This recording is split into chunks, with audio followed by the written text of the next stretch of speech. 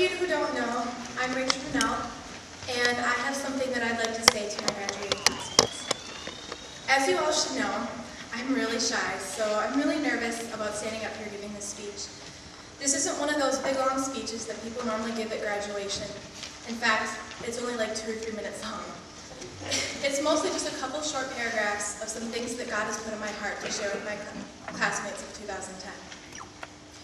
I just want to start this off saying that I'm going to miss every single one of you guys. Some of us may never see each other again, and I just want you to know that I love all you guys. And I hope and pray you figure out the amazing plan that God has for your life. Gandhi once said, "Be the change you want to see in the world."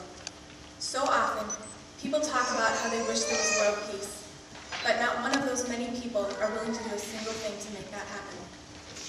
We see horror stories about things that go on in the world.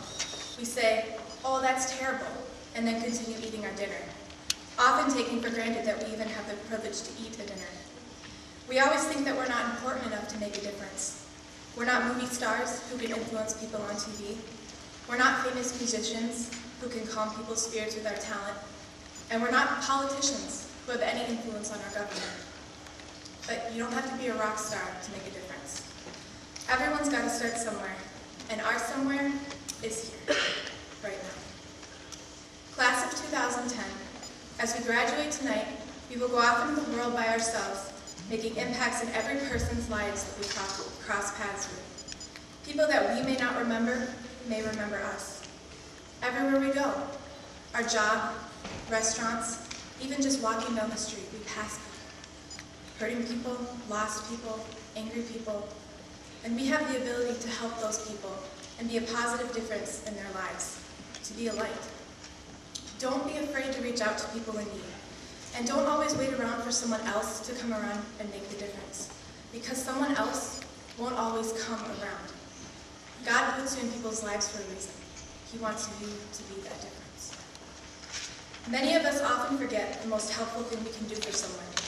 We can pray for them. As a Christian, prayer is one of the most powerful influences on this earth. In fact, it's the most powerful. When it seems like there's nothing else we can do, there's always one thing left, and that's prayer. Let's try and make our generation the generation that can change the world and set a good example for the rest to come. Be the change you want to see in the world. Congratulations, class of 2010.